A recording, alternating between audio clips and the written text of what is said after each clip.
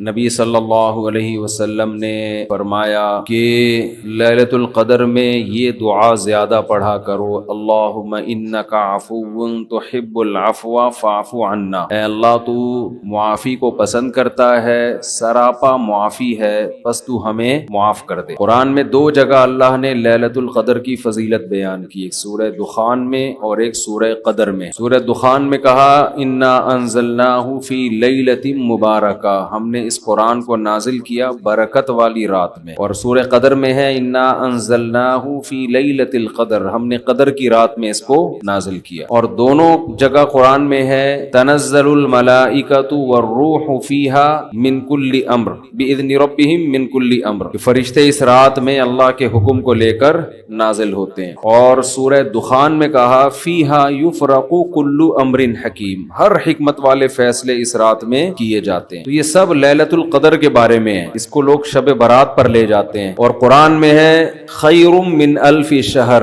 1000 مہینے سے بہتر ہے۔ تو اس لیے لیلۃ القدر کو تلاش کرنا چاہیے، ہمیں متعین طور پر وہ بتائی نہیں گئی ہے، بتایا گیا تھا نبی صلی اللہ علیہ وسلم کو، لیکن آپ کو بھلا دیا گیا۔ اس میں حکمتیں ہیں، مصلحتیں ہیں۔ بڑی حکمت یہ ہے کہ اگر بتا دی جاتی تو ہم رمضان کے آخری عشرے میں پوری میں عبادت نہ کرتے، پورے سال سوتے رہتے، پورے رمضان سوتے رہتے، اور خاص اس رات کو کچھ اللہ اللہ کر لیتے۔ اور یہ بھی خطرہ تھا بتا دی جاتی تو اس میں گناہ کا عذاب بھی 1000 گنا، سینکڑوں گنا بڑھ جاتا، پھر حجت تمام ہو جاتی، پھر کوئی گناہگار یہ نہیں کہہ سکتا تھا کہ بھئی مجھے کیا پتا تھا آج لیلۃ القدر ہے، بڑا عذاب آ سکتا تھا اللہ کا، کوئی اس رات میں گناہ کرتا۔ تو اس لیے اللہ کی حکمت نے اس بات کا تقاضا کیا کہ اس رات کو چھپا دیا جائے۔ اب امکانات ہیں، پہلی بات تو رمضان میں ہوگی، اتنی بات تو تقریباً یقینی ہے۔ دوسری بات رمضان کے آخری عشرے میں ہوگی، یہ بھی تقریباً یقینی ہے۔ اب آخری عشرے میں پھر ہمیں یقینی نہیں بتایا کون سی رات، یہ بتا دیا گیا کہ طاق راتوں میں، یعنی 21ویں رات، 22ویں رات، 23ویں رات، 24ویں، 25ویں، 27ویں اور 29ویں، ان راتوں میں امکان زیادہ ہے۔ اور بعض حضرات کے نزدیک 27ویں میں امکان اور بھی زیادہ ہے، بعض حضرات کا موقف ہے، لیکن یقینی بات نہیں ہے۔ تو طاق راتوں میں یعنی کوشش تو کریں رمضان کے آخری عشرے میں عبادت کریں، ورنہ کم سے کم آخری درجہ کیا ہے کہ رمضان کی طاق راتوں میں خود بھی نماز، تلاوت اور دعا میں دل لگائیں، اور اپنے گھر والوں کو بھی نمازوں اور تلاوت میں لگائیں، دعاؤں کو، بچوں کو بھی لگائیں، اٹھایا کریں رات کو جا کے کہ بیٹا اٹھو، تھوڑا اللہ اللہ کر لو، نماز پڑھ لو، کچھ اللہ سے دعائیں مانگ لو۔ دعا کو بہت فوکس کرنا چاہیے، آج کل دعاؤں کو چھوڑ دیا بالکل، حالانکہ سب سے بڑی عبادت ہی دعا ہے۔ دعا میں اللہ اور بندے کا جو کنیکشن ہوتا ہے نا، وہ نماز میں بھی نہیں بنتا، وہ تلاوت میں بھی نہیں بنتا، وہ جو تعلق بنتا ہے نا اللہ اور بندے کا دعا میں، وہ کسی عبادت میں نہیں بنتا۔ تلاوت کا مطلب تو یہ کہ اللہ آپ سے کیا کہہ رہا ہے وہ سن لیں آپ، اس میں تو یہ فائدہ ہوتا ہے، لیکن دعا میں تو آپ اللہ سے تعلق بڑھاتے ہیں نا، آپ اللہ سے مانگتے ہیں۔ اس لیے ان راتوں میں خوب گڑ گڑا کے لمبی لمبی دعائیں مانگنے کا معمول بنائیں۔ اعتکاف والے ساتھی بھی بیٹھ جائے کریں اکیلے میں، کہیں کچھ کر لیں، اللہ اللہ سب کچھ مانگ لیں، یہ سوچ کر کہ جو مانگیں گے اللہ ہمیں وہ دے گا۔ جب انسان مانگتا ہے نا پتہ نہیں ملے گا نہ ملے، تو پھر ملتا نہیں ہے۔ اللہ کہتا ہے جب تیرا میرے بارے میں یہ نظریہ ہے کہ میں دیتا ہی نہیں ہوں، تو پھر مانگتا رہے بیٹھ کے، میں نہیں دوں گا۔ اللہ میں استغنا بہت ہے، اللہ کا معاملہ یہ ہے کہ اللہ میں استغنا بہت ہے۔ اللہ کے سامنے جھکو گے تو وہ چپڑ پھاڑ کے دے گا، تھوڑی سی بھی اکڑ دکھاؤ گے تو پھر اللہ کا کچھ نہیں بگاڑ سکتے، پھر خود ہی رلتے رہو گے، ساری زندگی برباد ہوتے رہو گے۔ جیسے نبی صلی اللہ علیہ وسلم نے ایک بوڑھے کو بخار میں دیکھا، فرمایا کہ طہور، یہ بخار تمہارے گناہوں کو معاف کرے گا، خیر برکت کا ذریعہ ہے۔ وہ بیچارہ کہیں غصے میں تھا، اس نے کہا یہ ایک بڈھے کو تنگ کرنے کے لیے آیا ہے۔ آپ نے فرمایا اب ایسا ہی ہوگا، یہ گناہوں کی معافی کا ذریعہ نہیں بنے گا۔ تو دعا میں مانگیں یہ سوچ کر کے یقینی طور پر اللہ میری دعا کو قبول کرے گا، اور بار بار مانگتے رہیں۔ مانگیں کیا، یہ بڑی پرابلم ہے، یہ بڑا مسلمان کے ساتھ مسئلہ ہے۔ بھائی بڑی بڑی چیزیں مانگیں اللہ تعالیٰ سے۔ سب سے بنیادی ضرورت ہماری کیا ہے؟ فَمَنْ زُحْزِحَ عَنِ النَّارِ وَأُدْخِلَ الْجَنَّةَ فَقَدْ فَازَ، جسے جہنم کی آگ سے بچا لیا گیا اور جنت میں داخل کر دیا گیا، وہ ہے اصل کامیاب۔ یہ مانگو اللہ تعالیٰ سے، اے اللہ مجھے جنت مانگنے کا مطلب پتہ ہے کیا ہوتا ہے؟ یہ نہیں ہوتا کہ میں انہی بدماشیوں میں رہوں لیکن آخرت میں مجھے معاف کر کے جنت میں داخل کر دینا، یہ قطعاً مطلب نہیں ہے۔ جنت مانگنے کا مطلب یہ ہے کہ اے اللہ وہ کاموں کی توفیق دے دے جن کی وجہ سے जन्नत मिलती है। ये तो बहुत कुफ्र है एक तरह का कि मैं रहूं ऐसे ही, और ये तो गोया अल्लाह की आयत का मजाक उड़ाने वाली बात होगी। तो हिदायत मांगे, हिदायत, सीधा रास्ता, ऐसा रास्ता कि जिस पे चल के क्या मिलती है, जन्नत, उस रास्ते पे चला दे, ये सबसे ज्यादा मांगा करें। और जो दीन के काम में लगे हुए हैं, मुबल्लिगीन हैं, उलमा हैं, दीनी मदरसे के तलबा हैं, वो एक और दुआ बहुत ज्यादा मांगा करें, क्योंकि उनको सिर्फ जन्नत थोड़ी चाहिए, उनको तो ये चाहिए कि हमें अल्लाह ने पैगंबरों का वारिस बनाया है, तो हमसे ए अल्लाह तू दीन का काम बहुत ज्यादा ले ले, जो हमारा मकसद है, हमारा हदफ है। अगर एक आलिम कारोबार कामयाब करके चला गया तो ये कौन सा तीर मार लिया उसने, ये कोई उसका असल काम थोड़ी था। एक आलिम शादी करके 4 शादियां की और धड़ाधड़ बच्चे पैदा करके दुनिया से चला गया, काम तो ये भी अच्छा किया उसने, लेकिन ये उसका असल हदफ, ये तो कोई भी कर सकता है। ये तो अबू ज़हबी के जो साबिक बादशाह थे, उनके मेरे ख्याल 100 के करीब कहा जाता है बेटे बेटे थे उनके, धड़ाधड़ शादियां की उन्होंने। वो लोग तो फिर तलाकें दे दे के भी करते रहते हैं ना अरब बादशाह, उन्हें कोई नहीं पूछता कि तलाक दे भी हम आप और नहीं, ये हरकत शुरू कर देना, पिटोगे बुरे तरीके से। वैसे भी शरीयत में पसंदीदा काम नहीं है तलाक देना, लेकिन अरब लोगों के पास पैसा बहुत है, वो भाई एक बीवी को तलाक दी, ये भाई बंगला बंगला दे दिया, वो खुश होती है, चल भाई बंगला मिला, एक और शादी की, तो उनके हो जाते हैं 100। तो आलिम का असल काम क्या है, अल्लाह उससे दीन का काम ले ले। जैसे पैगंबरों को दुनिया में भेजा गया दीन की खिदमत के लिए, वो अगर वही ना करें तो फिर उनका मकाम और मर्तबा है, जाहिर है उनका मकाम किस लिए, दीन की खिदमत। तो जो दीनी मदरसों के तलबा हैं, उलमा हैं, उनका तो ये फर्ज है कि इतना मांगे अल्लाह से कि अल्लाह हमारी सलाहियतें जाया ना हो, तू हमसे दीन का बहुत ज्यादा काम ले ले। कामी आदमी भी ये दुआ मांग सकता है, लेकिन तलबा और उलमा के लिए इसकी अहमियत ज्यादा है। तो उसमें हमारे हजरत ये दुआ बताया करते थे, ए अल्लाह इखलास के साथ काम ले ले दीन का, क्योंकि दीन के काम में बहुत दफा रियाकारी आती है। काम दीन का होता है, लेकिन फिर आदमी की अपनी अना शामिल हो जाती है, अपनी पब्लिसिटी, मैं बड़ा बन जाऊं, मेरी प्रमोशन हो, मुझे लोग वाह वाह करें,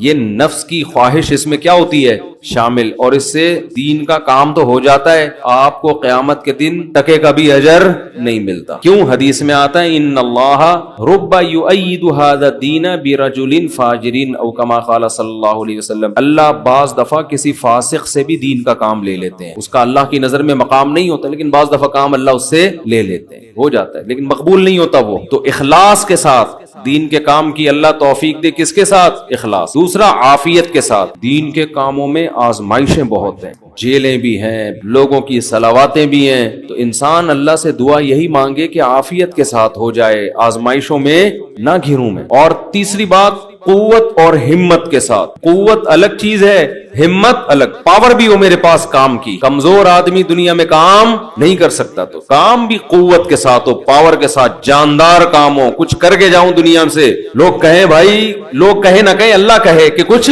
करके गया। लोगों को बाज दफा पता ही नहीं होता, कर कोई और रहा होता है, कैश कोई और करा रहा होता है, तो अल्लाह को पता है, अल्लाह कहे कि वाकई तू कुछ करके आया है। और चौथा, हिम्मत के साथ। ताकत होती है, बहुत से ताकतवर हमने देखे हैं सुस्ती की वजह से काम नहीं कर रहे होते, पोस्तियों की तरह पड़े रहते हैं। पावर भी होती है, बोलने की ताकत, चलने की ताकत, दौड़ने की ताकत, लेकिन क्या हर दौड़ने वाला दौड़ता भी है? उसके लिए हिम्मत भी तो चाहिए ना। कमजोर में हिम्मत होती है, ताकत नहीं होती। ताकतवर में, यानी अगर कमजोर में हिम्मत हो, ताकत ना हो, वो भी किसी काम का नहीं। आप में ताकत है मगर हिम्मत नहीं है, आप भी किसी काम के नहीं है। तो हिम्मत के साथ, तो ये 4 अल्फाज के साथ दुआ मांगा करें, ए अल्लाह दीन की खूब खूब खिदमत ले ले, इखलास के साथ, आफियत के साथ, कुव्वत और हिम्मत के साथ, इतनी खिदमत कि मैं दीन के कामों में किसी से पीछे ना रहूं, क्योंकि मुकाबला कंपटीशन है। पहले मैं कभी ये दुआ मांगता था, बल्कि मैं क्या, हमारे एक दोस्त थे, वो उन्होंने हमारे शेख को खत लिखा कि वो मैं ये दुआ मांगता हूं, ऐ अल्लाह मैं दीनी कामों में सबसे आगे निकल जाऊं, सबको पीछे छोड़ दूं मैं।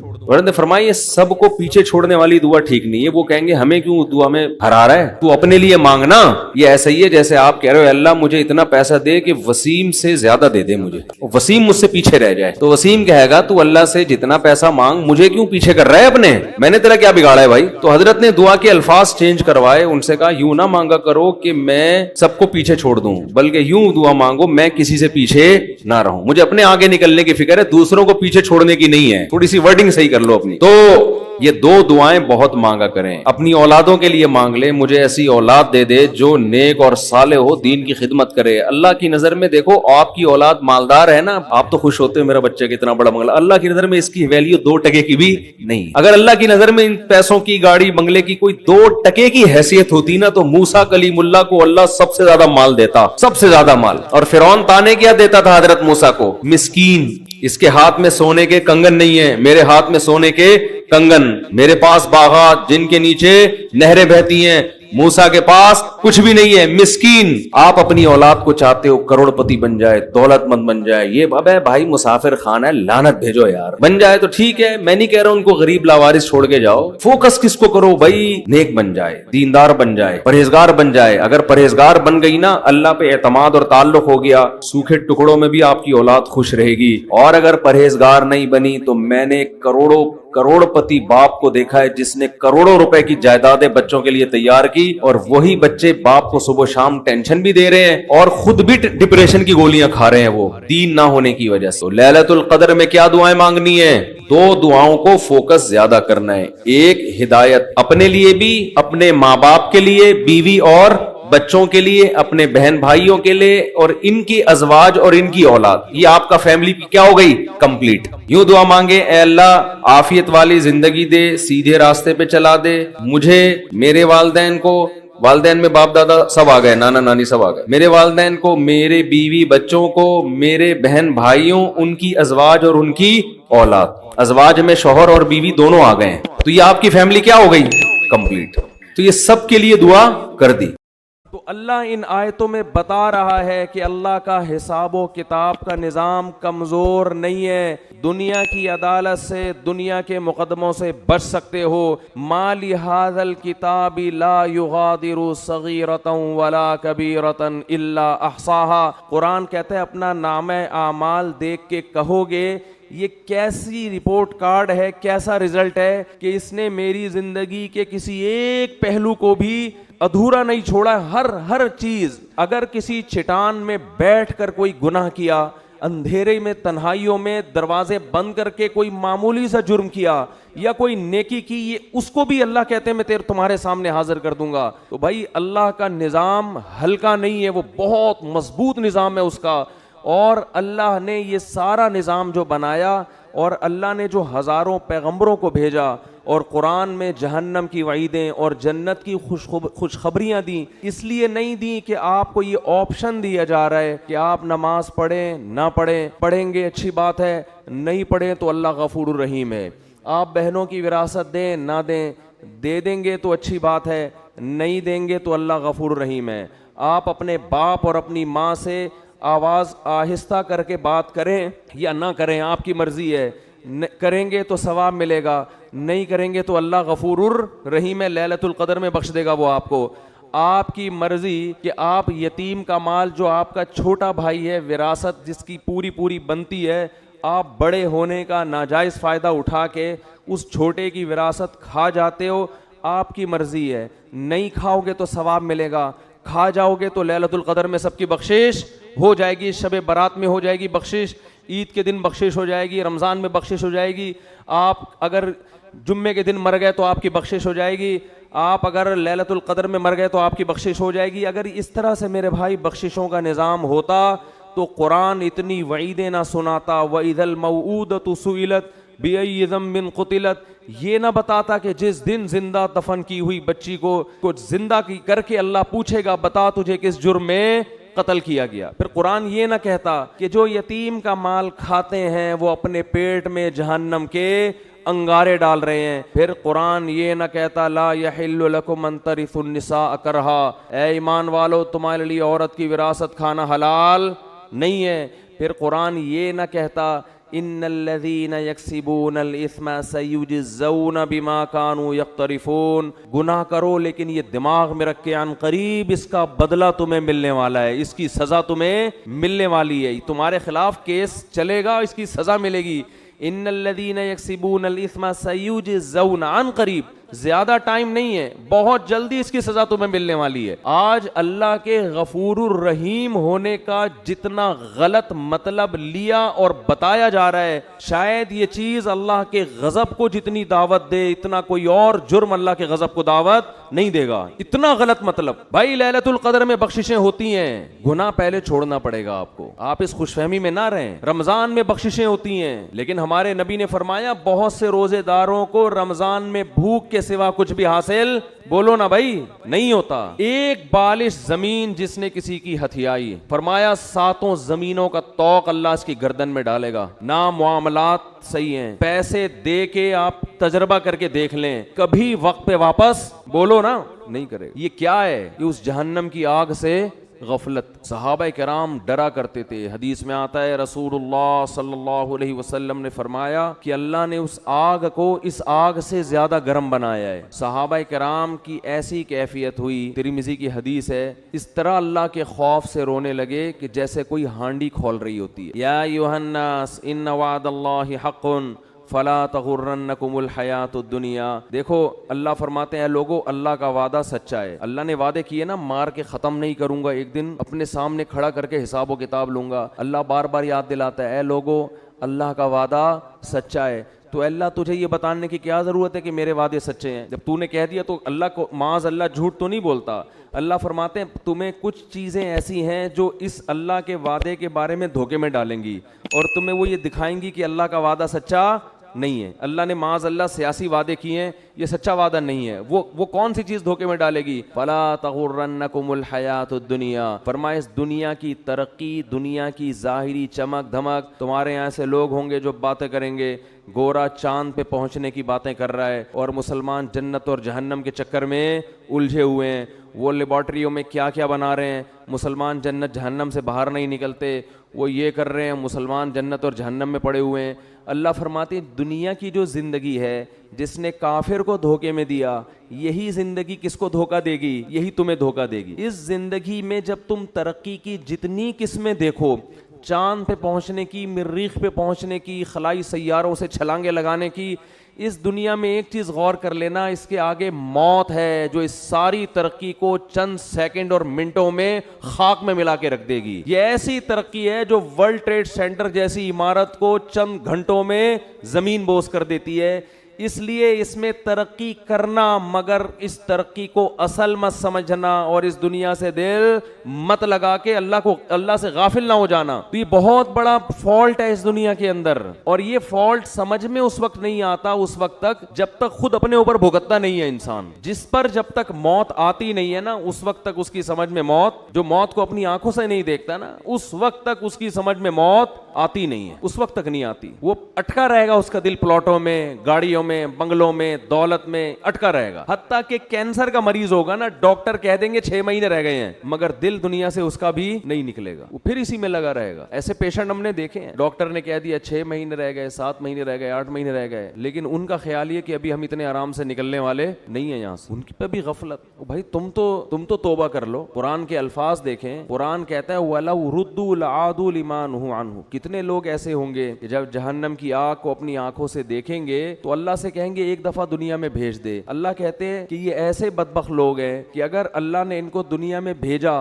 تو یہ جو جرم کر رہے تھے نا وہی دوبارہ کرنا شروع کر دیں گے. یہ اسی امید پہ کریں گے کہ شاید کل میں توبہ کر لوں, شاید کل میں توبہ کر لوں. راتوں کو اپنی دعاؤں میں اللہ سے جہنم کی آگ سے پناہ مانگنے کا معمول بنائیں. یہ چیز آج ہماری زندگیوں سے نکل گئی ہے. والذین آمنوا مشفقون منها. فرمایا کافر مانگتا ہے کہ کہاں ہے وہ جہنم, کہاں ہے وہ آخرت, دکھاؤ مجھے. فرمایا اور مومن اس سے خوف کرتا ہے, اس سے ڈرتا ہے, مطالبہ نہیں کرتا. تو اللہ نے قرآن میں کیا کہا, لَأَمْلَأَنَّ جَهَنَّمَ, میں بھر دوں گا انسانوں سے اور جنات سے جہنم کو. اللہ کے لیے یہ إِنَّ ذَلِكَ عَلَى اللَّهِ يَسِيرٌ. پھر قرآن یہ بھی کہتا ہے کہ اللہ پر یہ کام مشکل نہیں ہے. یہ کیوں کہا اللہ نے کہ اللہ پہ یہ کام مشکل نہیں ہے؟ ظاہر ہے جس نے آسمان اور زمینوں کو بنایا, ساری کائنات کو بنایا, اس کے لیے کیا مشکل ہے کسی کو یہاں سے اٹھا کے وہاں پھینک دے. لیکن اللہ یہ لفظ اس لیے بیان کرتا ہے کہ تمہیں ایسا لگتا ہے کہ اللہ ایسا نہیں کر سکتا. اتنے سارے انسانوں کو کیسے ڈالے گا؟ کیا اس کا دل نہیں ہے, کیا اس کو رحم نہیں آئے گا. اس لیے اللہ نے فرمایا کہ نہیں آئے گا رحم. یہ تم خوش فہمی میں مبتلا ہو کہ مجھے جتنا رحم آنا تھا مجھے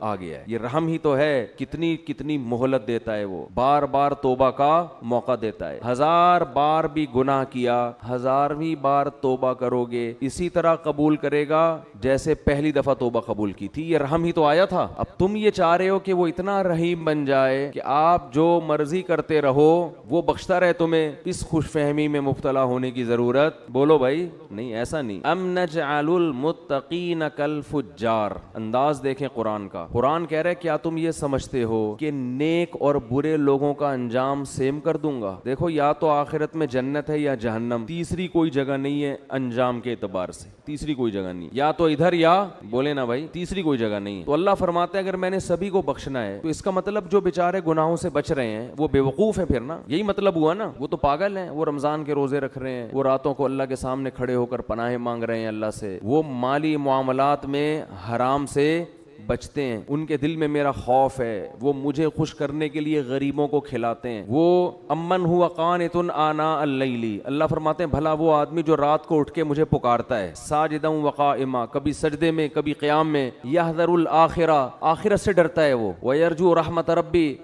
رب سے امیدیں بھی لگا کے بیٹھا ہے اور آخرت سے ڈرتا. یعنی خالی امیدوں پہ نہیں چل رہا, خوف بھی ہے. تو بھلا اس کو, اور جو ساری رات سوتا رہتا ہے, جو ساری رات ڈرامے فلمیں دیکھتا رہتا ہے, جو ساری رات اسنوکر کلب پہ بیٹھا رہتا ہے, جو ساری رات باپ اور ماں کو ستاتا ہے, جو ساری رات گناہوں میں زنا میں وقت گزارتا ہے, تو تم کیا سمجھتے ہو دونوں کو میں ایک جیسا کر دوں گا؟ ہے بھائی, دونوں کا انجام اس کو بخش دوں گا, چل بھائی چھوڑ, بس بخشش ہو گئی, کوئی میں بہت غفور ہوں, میں بہت بڑا ہوں. لیلۃ القدر کو دونوں جاگ لیے تھے تو اب دونوں ایک جیسے ہو گئے. بہت مشکل ہے بات سمجھانا, بہت مشکل ہے. لیلۃ القدر میں چونکہ دونوں جاگ لیے تھے اب دونوں کیا ہو گئے ہیں بھائی, سیم. تو اللہ کہتے ہیں ام نجعل, بھلا ہم ایسا کریں گے, ہمیں تم نے یہ سمجھا ہوا ہے ایسی بے انصافی, ایسی دھاندلی تو دنیا میں کوئی کرپٹ ترین حاکم نہیں کرتا. عدل و انصاف کا بادشاہ ایسا کیسے کر سکتا ہے؟ خوف پیدا کرنے کی ضرورت ہے. جن گناہوں کی طرف ہم جا رہے ہیں اور بغیر کسی بریک کے چلتے چلے جا رہے ہیں, برداشت بالکل ختم. قرآن نیک لوگوں کی صفت بیان کرتا ہے, الکاظمین الغیظ, غصے کے کڑوے گھونٹ کو پیتے ہیں. یہ باپ کے سامنے غصہ نہیں, ماں کے سامنے نہیں, اپنے بڑوں کے سامنے نہیں. آج چھوٹوں پہ برداشت کر لیتا ہے, طاقتور ہے, اور بڑے پہ برداشت نہیں کرتا. میں کہتا ہوں جتنی باس کی برداشت کرتے ہو اس کا 10واں حصہ اگر باپ کی برداشت کر لو تو شاید بخشش ہو جائے. وہ باس تمہارا کچھ نہیں لگتا, وہ صرف پیسے دیتا ہے تمہیں, پیسوں کے لیے رکھا ہوا ہے. جس دن تم نے, دیکھو سعودی عرب سے 20 سال لوگ جاب کر رہے ہوتے ہیں, جاب لیس ہو کے یہاں نظر آتے ہیں. میں پوچھتا ہوں یار آپ تو 20 سال سے ایک سیٹ کے پاس ملازمت کر رہے تھے, اب کیا ہوا؟ کہتے ہیں یار وہ مجھے گردوں کا کوئی مسئلہ کھڑا ہو گیا تھا, فوراً کمپنی نے نکال دیا.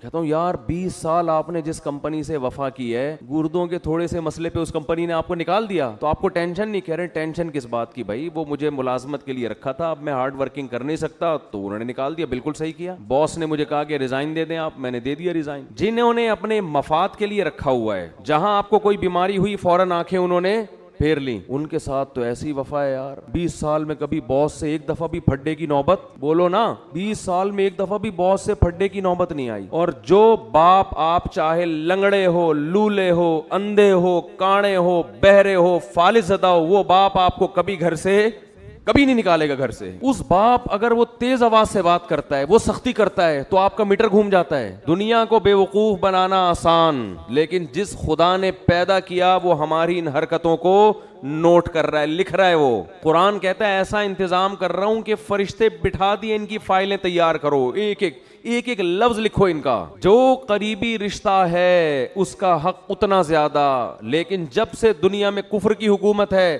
جتنا قریبی ہے اس کا رشتہ اتنا ہی کم. آج دنیا میں جانوروں کے حقوق پر بات ہو رہی ہے, ماں باپ کے حقوق پر بات نہیں ہو رہی ہے. ایک فادر ڈے منا لیتے ہیں, اس میں چاکلیٹ موکلیٹ اس کو گفٹ کر دیتے ہیں گورے. ایک مدر ڈے میں کو 2-4 پھول ہار پہنچا دیتے ہیں اس کو. یہ فادر ڈے اور مدر ڈے منانا چھوڑ دیں, یہ ماں باپ کے ساتھ بدترین مذاق ہے, یہ خوب سمجھ لیں. بالکل اس کا بائیکاٹ کریں. یہ جو فادر ڈے اور مدر ڈے, یہ ان لوگوں کا کام ہے جن کا باپ اور ماں سے سال میں पूरे साल रिश्ता होता ही नहीं है, वो कभी कभार थोड़ा बहुत याद कर लेते हैं। तो अल्लाह का अजाब बहुत सख्त है। या युहन्नास इन्ना वादल्लाहि हक़्क़ुन, ए लोगो अल्लाह का वादा सच्चा है। फला तगुर्रन्नकुमुल हयातुद दुनिया, अल्लाह फरमाते हैं कि ये दुनिया की जिंदगी तुम्हें धोखे में न डाल दे। वला यगुर्रन्नकुम बिल्लाहिल गरूर, और शैतान तुम्हें धोखे में ना डाल दे। शैतान तुम्हारे बुरे अमल को चमकपटियाँ लगा के तुम्हारे सामने मुज़य्यन करके पेश करेगा, ये खुद भी बर्बाद होगा, तुम्हें भी बर्बाद करेगा।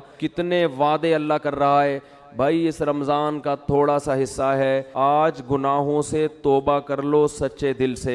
ए अल्लाह, जो नमाज को क़ज़ा करता है, ए अल्लाह आइंदा ज़िंदगी में कभी नमाज क़ज़ा नहीं होगी। देखो नमाज का मामला इतना हल्का नहीं है जितना हम समझते हैं। हमारे यहाँ नमाजी भी बेनमाजी हैं, बहुत अफसोस के साथ कहना पड़ता है। जो नमाज पढ़ता है उसने नमाज को बिल्कुल एंड में रखा हुआ है, सबसे आखिर में। सारे कामों से फारिग होगा तो नमाज हो जाएगी। सफ़र में नमाज क़ज़ा कर देते हैं, बीमारियों में नमाज क़ज़ा कर देते हैं। हमने नमाजी लोग देखे हैं बिस्तर पे पड़े हुए नमाज नहीं छोड़ते, ऑपरेशन थिएटर में नमाज नहीं छोड़ते।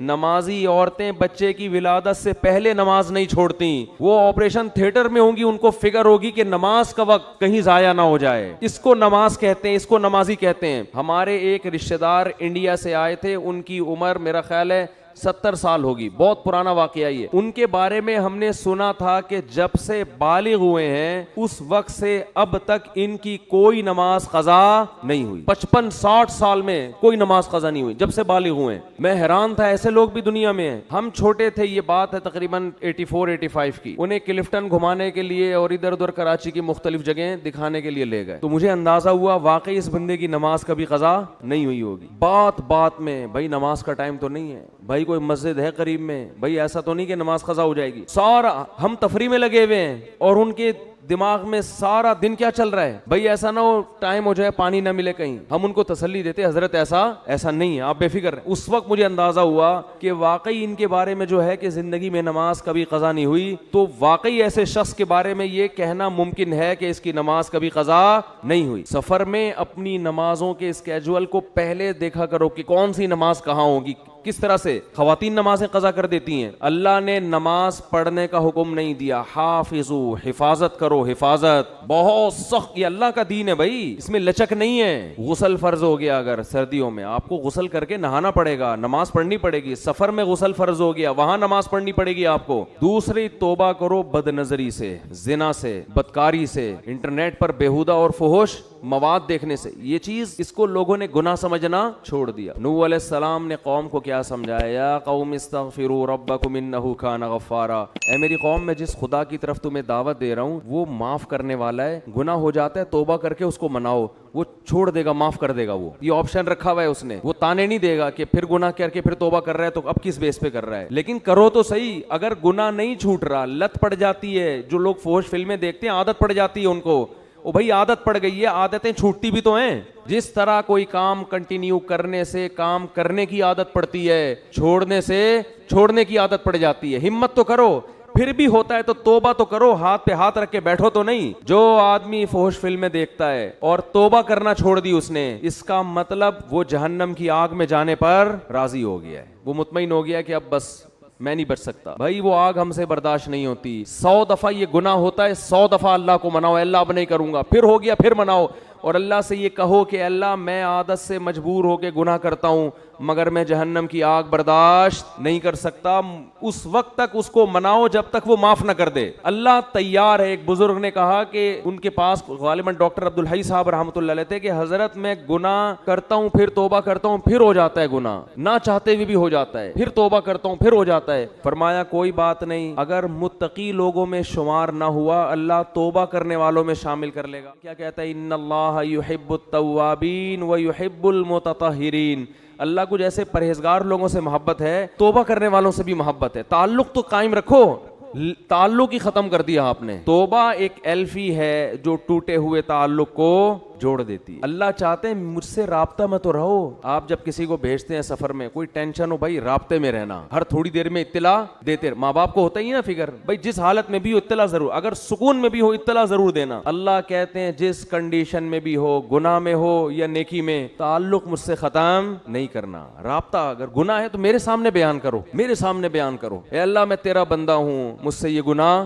نہیں چھوٹتا۔ اللہ کو اچھا لگتا ہے یہ کہنا، اے اللہ میں قوم لوط کی طرح اکڑتا نہیں ہوں، کہ لوط علیہ السلام سے کہنے لگے کہ اگر آپ اس گناہ پہ راضی نہیں ہو تو علاقہ چھوڑ کے نکل جاؤ۔ اے اللہ میں ایسا نہیں ہوں، میں فخر نہیں کر رہا اپنے جرم پر، مجھے اس جرم کی عادت پڑ گئی ہے، مجھے اس برائی کی عادت پڑ گئی ہے۔ اے اللہ مجھے اپنے غصے پہ قابو نہیں ہے، ماں باپ کے سامنے چیخنے لگتا ہوں، مجھے عادت پڑ گئی ہے۔ تو باغی نہ بنو، اللہ کے سامنے اپنے ہاتھ اٹھا کے اپنے جرم کا اقرار کرو، اے اللہ میں تیرا بندہ ہوں، تو مجھے سیدھے راستے پہ چلا۔ حدیث میں کتنی پیاری دعا آئی، یا حیو یا قیوم برحمتک استغیث اصلح لی شانی کلہ ولا تکلنی الی نفسی طرفۃ عین ولا اقل من ذلک۔ اے وہ ذات جو زندہ ہے، ہر چیز کو تھامنے والا ہے، میں تیری رحمت کی بھیک تجھ سے مانگتا ہوں، میری حالت کو درست کر دے، مجھے گناہ چھوڑنے کی توفیق دے دے۔ ولا تکلنی الی نفسی طرفۃ عین، مجھے میرے حوالے نہ کر، اے اللہ مجھے میرے ہاتھوں میں۔ دیکھو چھوٹا بچہ ہوتا ہے نا، جب سفر چل رہا ہوتا ہے، ڈر ہوتا ہے گاڑی کے نیچے نہ آ جائے، گٹر میں نہ گر جائے، یہ نہ ہو جائے، وہ نہ ہو جائے، تو ماں باپ کسی کے حوالے بچے کو کرتے ہیں کہ بھئی بچے کو بچے کے حوالے نہیں کیا جائے گا، بچہ کسی بڑے کے ہاتھوں میں ہوگا تو محفوظ۔ تو انسان اللہ کے سامنے جرم کا اعتراف کرے، اے اللہ میں کمزور ہوں، تو مجھے میرے حوالے نہ کر۔ کتنی دیر کے لیے حوالے نہ کر؟ طرفۃ عین، اے اللہ 24 گھنٹے میں ایک پلک جھپکنے میں جتنا ٹائم لگتا ہے نا، اتنے ٹائم کے لیے بھی تو مجھے میرے حوالے نہ کر۔ ولا اقل من ذالک، اس سے کم ٹائم کے لیے بھی تو مجھے میرے حوالے نہ کر، کیونکہ اگر تو نے مجھے میرے حوالے سیکنڈ کے کروڑویں حصے کے لیے بھی کر دیا تو مجھے اپنے اوپر اعتماد نہیں ہے، میں اس میں تیری نافرمانی کروں گا، میں اس میں اپنی جان پر ظلم کروں گا۔ 24 گھنٹے تو مجھ پر گرفت رکھ۔ یہ نبی نے ہمیں دعائیں سکھائی ہیں، یہ گناہگاروں کے لیے دعائیں ہیں جن سے گناہ نہیں چھوٹتے، وہ اللہ سے مانگیں کہ اللہ تو مجھے میرے حوالے نہ کر، تعلق تو قائم رکھے میرے بھائی۔ اور کیا دعا سکھائی؟ خذ بناصیتی الی البر والتقوی، اے اللہ میں سیدھے راستے پہ چلنا چاہوں نہ چاہوں، تو مجھے پیشانی کے بالوں سے پکڑ کے سیدھے راستے پہ گھسیٹ لے۔ جیسے کسی ڈاکٹر کے پاس آپ جاتے ہیں نا، انجیکشن لگانے کی تکلیف ہو رہی ہے اور لگانا ضروری بھی ہے، آپ کہتے ہیں بھائی رسیوں سے باندھ کے میرے انجیکشن ٹھوک دو، لگا دو انجیکشن، کہتے ہیں کہ نہیں کہتے؟ میری پرواہ نہیں کرو۔ تو بھائی اس رمضان میں ہمت کر کے گناہوں سے توبہ کر لو۔ اور دیکھو یہ بات میں بہت کم بیانات میں کہتا ہوں کیونکہ یہ جرم پھیل گیا ہے۔ داڑھی کٹانا یہ بھی تغییر خلق اللہ ہے، اللہ کی تخلیق کو بدلنا ہے۔ اللہ کو داڑھی کٹا ہوا مرد پسند بولو نا بھائی، یہ آپشنل نہیں ہے، یہ تو اب ہو گیا کیونکہ اتنے لوگ اب انگریزوں کو دیکھ دیکھ کے داڑیاں کاٹنا شروع کر دیں تو ہمارے کلچر کا حصہ بن گئی یہ چیز۔ نبی نے حکم دیا ہے اعفوا اللحى وقصوا الشوارب، فرمایا داڑھی کو بڑھاؤ۔ میں نے خود اپنی آنکھوں سے یہودی دیکھے بڑی بڑی داڑھیوں والے، بڑے ماڈرن یہودی، بڑے ترقی یافتہ، لیکن داڑھی اتنی بڑی۔ بہت سے یہودی دیکھیں، کیوں؟ اتنی تحریف کی ہے یہ تورات اور انجیل میں، اس کے باوجود آج بھی تورات سے وہ داڑھی والی آیتیں نہیں نکال سکتے۔ آج بھی تورات میں لکھا ہے کہ اللہ نے موسیٰ کو کوہ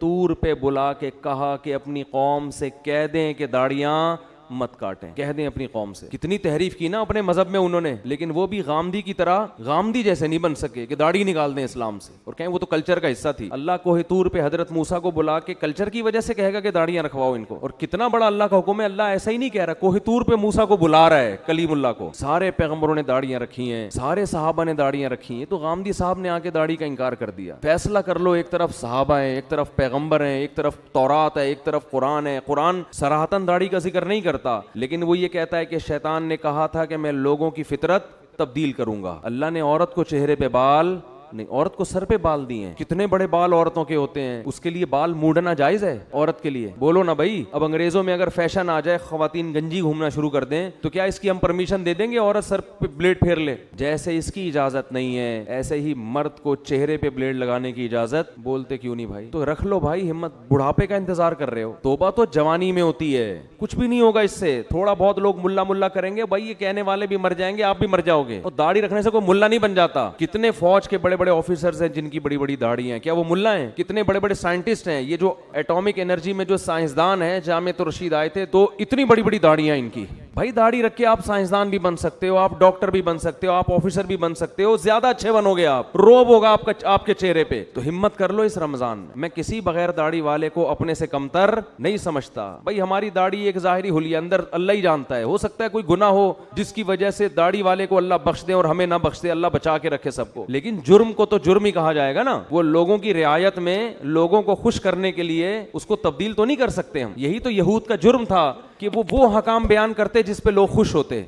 जो बुराई मुआशरे में फैल जाती, यहूद के उलमा उस पे डिस्कस नहीं करते कि पब्लिक नाराज हो जाएगी। तो अल्लाह का हुक्म है, हिम्मत कर लो। और ये फजूल बातें, दाढ़ी रख के मैं ये गुनाह करूंगा तो लोग क्या बोलेंगे, दाढ़ी बदनाम होगी, तो इस्लाम का नाम खत्म कर दो भाई। मुसलमान तो 2 नंबर ही करते हैं बहुत से, बदनाम तो इस्लाम होता है। अब उसका हल ये नहीं है कि इस्लाम छोड़ दो, उसका हल ये है कि 2 नंबर ही छोड़ दे आदमी। वो एक आदमी ने बूढ़ी माँ की फजीलत सुनी कि बूढ़ी माँ को अगर जरा सा भी तकलीफ पहुंचाई तो इतना बड़ा अजाब और ये और वो, उसने जाके अम्मा को ही कत्ल कर दिया। उसने कहा भाई ये तो फुल टेंशन है, अजाब का जरिया है ये। तो दाढ़ी इंसान को सैनमा घर की लाइन में लगने से रोकती है, दाढ़ी इंसान को बुरे कामों से रोकती है। तो आपने क्या कहा कि जो चीज रोकने वाली थी उसी को उड़ा दिया आपने, उसी को उड़ा दी। हमारे कितने दोस्त हैं कहते हैं हमने जब दाढ़ी रखी तो सैनमा घर की लाइन से वापस हुए, शर्म आ रही थी। एक हमारे दोस्त ने दाढ़ी रखी, मुझे अपना वाकया सुना, कह रहे मुझे फिल्में देखनी है और सैनमा घरों में जाके देखते थे। कह रहे मैं लाइन में खड़ा हुआ था, दाढ़ी रख ली थी मैंने, शर्म तो आ रही थी लेकिन हमने कहा थोड़ा देर बेशरम बन जाते हैं, शर्म खत्म करने में 2 सेकंड लगते हैं इंसान। कह रहे फिर लोग मुझे मुड़ मुड़ के देख रहे थे, ये मुल्ला यहाँ क्या कर रहा है। कह रहे मुझे इतनी गैरत आई, मैंने कहा निकल भाई, ये तेरा काम नहीं है यहाँ पे, छोड़ यार।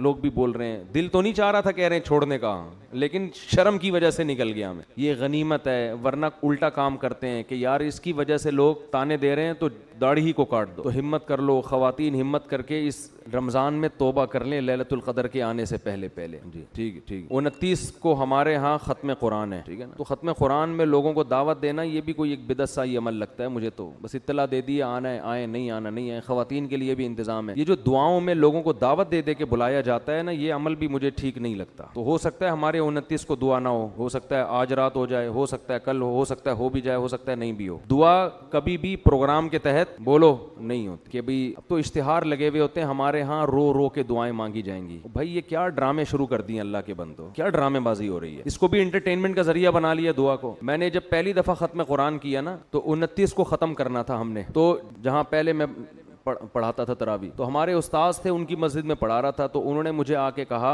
28वें रोजे को कहा आज ही खत्म कर दो। तो मैंने एक के बजाय 2 पारे पढ़ के उसी दिन खत्म। पब्लिक देख रही है खत्म तो 29 को था, 28 को क्यों हो गया। तो हमने कहा 29 को भी खत्म में वही होता जो कब हुआ है, 28 को हुआ है। और खत्म हुआ, हमने कहा पतली गली से निकलो। ना कोई मिठाई ना कोई लड्डू, कुछ भी नहीं। लोग कह रहे हैं क्या मिला यहाँ खत्म पे, हमने कहा सवाब मिला आपको। सवाब क्या, कुछ भी नहीं। तो दुआ को भी ना बाज़ जगहों पे एक एंटरटेनमेंट के जरिए, जैसे वो एक मशहूर फनकार हैं, वो टीवी में एक प्रोग्राम के तहत रो रो के दुआएं कराया करते थे। अब तो शुक्र है छोड़ दिया उन्होंने ये काम। तो इसलिए दुआ तो इंसान की अपनी निशात पर है, मूड होता है आदमी मांग लेता है, मूड नहीं होता तो नहीं मांगता, जब मूड होगा उस वक्त मांग लेगा। तो इसमें जो ये इस तरह दावती प्रोग्राम चल रहे हैं ना, बैनर लग लग के हमारे यहाँ रो रो के दुआएं, ये भी मुझे एक एंटरटेनमेंट का एक जरिया लगता है और कुछ भी नहीं है। तो दुआ मांगे, अल्लाह ने हुक्म दिया है दुआएं मांगने का, जब मूड हो मांग लें। कोई प्रोग्राम नहीं होना चाहिए इसका बाकायदा। समझते हैं कि नहीं समझते, जिन चीज़ों का अल्लाह ने प्रोग्राम का हुक्म दिया, जुम्मा का एक प्रोग्राम है इस्लाम में, बाकायदा एक टाइम है, उसमें लोग जमा होंगे, इज्तिमाई इबादत होगी। तरावी का एक प्रोग्राम है इस्लाम में, इज्तिमाई इबादत होगी, ऐलान होगा इतने बजे तरावी। दुआओं में इज्तिमाइयत इत्तिफाक से हो जाए तो ठीक है, इसके लिए पब्लिक को जमा करके बुलाना, इसका नबी के दौर में कोई सबूत नहीं मिलता। एक होता है ना लोग आए हुए हैं तो चलो दुआ भी कर लो, ये तो ठीक है। इसके लिए स्पेशल इज्तिमा करना कि हमारे यहाँ इतने बज के इतने मिनट पे रो रो के दुआएं होंगी, तमाम अहबाब से शिरकत की दरख्वास्त है। अब सारे लोग बाकायदा रोने के प्रोग्राम के तहत आए हुए हैं और इमाम मजबूर है, नहीं रोया तो भाड़ में गया मैं, लोग बोलेंगे टाइम जाया किया हमारा। और फिर मैंने देखा है बाज़ों को रोना आ नहीं रहा होता, ऐसे लगे हुए हैं जबरदस्ती। एक मस्जिद में मुझे बयान के लिए ले गए, खत्म कुरान था, खत्म कुरान के बाद उन्होंने लाइटें बंद की। लाइट बंद करना में कोई बुरी बात नहीं है, अब उनको रोना आ नहीं रहा, इमाम साहब को पूरा जोर लगा दिया। मेरा दिल चाह रहा था मैं उनसे बोलते बस कर, अल्लाह के बंदे बस कर यार, जितनी अल्लाह ने तौफीक दी है मांगो, उसके बाद अल्लाह कबूल कर लेगा ना। क्यों अपने आप को मुसीबत में डाला हुआ है, क्योंकि उन्होंने ऐलानात बहुत ज्यादा कर दिए थे पहले, अब उनको ऑर्डर पे रोना तो सिर्फ चंद लोगों का काम है। चंद मुल्क की मशहूर शख्सियतें ऐसी हैं, वो ऑर्डर पे बाकायदा रोते हैं, उनको इतने बज के इतने मिनट पे रोने के पैसे मिलते हैं, तो वो रोते भी हैं रुलाते भी। लेकिन एक नॉर्मल आदमी के लिए ऑर्डर पे रोना बहुत मुश्किल काम।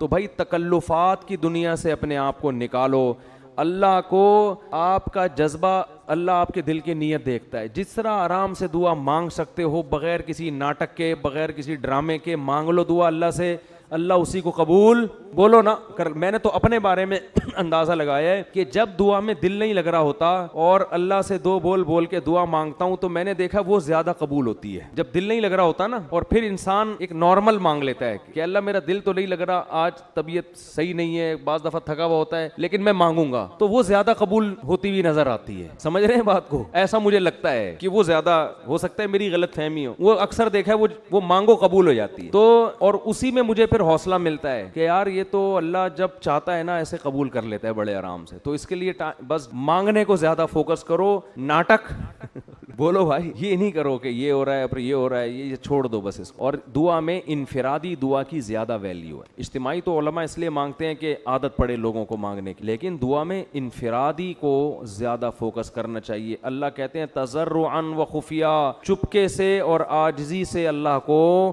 پکارو. اللہ تعالیٰ سمجھنے کی، عمل کی توفیق عطا فرمائے، اور گناہ چھوڑنے کی. تو یہ گناہ تو سمجھ میں آ گئے نا بھائی، توبہ کر لیں ان تمام گناہوں کو چھوڑنا. اور اگر کوئی نہیں چھوٹ رہا تو مایوس نہ ہو، کوشش تو کریں نا. میں نہیں کہہ رہا کہ آپ کہیں گے یار یہ داڑھی بھی مفتی صاحب نے کہہ دی، ایک نئی ٹینشن دے دی ہے، یہ کیا ہے مسئلہ. یار ہمت کر لو تھوڑی سی، اللہ سے یہی مانگ لو کہ اللہ مجھے توفیق دے دے. تو کچھ تو کرو نا، کچھ تو آگے بڑھو. ہاتھ پہ ہاتھ دھر کے بیٹھو تو نہیں اس امید پہ کہ لیلۃ القدر میں مر گئے تو سب بخشش. تو ایسا کرو گے تو بھائی کوئی بھی نہیں آئے گا. اللہ